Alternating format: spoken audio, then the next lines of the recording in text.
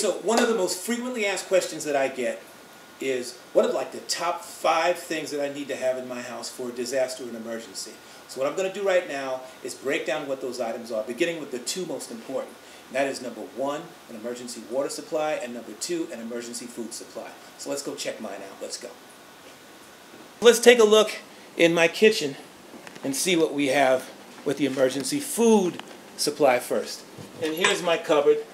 And as you can see, it's stocked to the rim with lots of non-perishable food items. That's basically the kinds of stuff that you don't need refrigeration for, and you don't need to cook it either. That's the best kinds of stuff to have, because you might not have power, you might not have utilities, and the kinds of stuff that you need to have is something you don't need to cook. Also, what? Hungry. I saw some food. Bad. Okay, so, and if you have a teenager, you better have an emergency food supply that can last twice as long. You better have twice as much food because they eat an awful lot. I'd say 2 weeks is the minimum, but a month or more is best.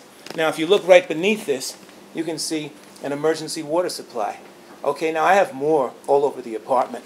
Generally speaking, what you want to have is 1 gallon of water per person per day.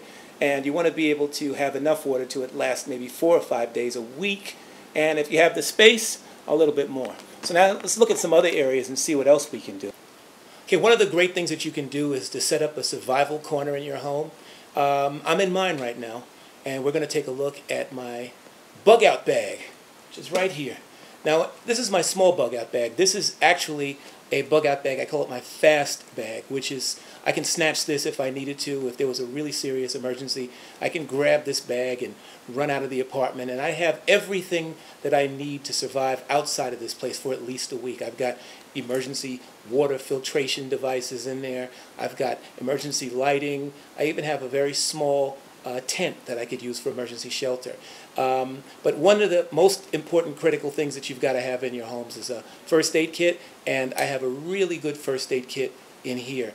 Every household needs an emergency first aid kit along with the emergency water supply, along with the emergency food supply. You've got to have a well-stocked first aid kit to deal with light injuries, stuff like lacerations, bruises, small things, even little eye injuries and things like that. So also, what you want to have is an area that you can put this in, and someplace that you can just grab everything that you need really quickly, and having a survival corner is one of the things that can actually facilitate you having being able to survive an emergency and also to manage yourself when it happens. Okay, so there you have it.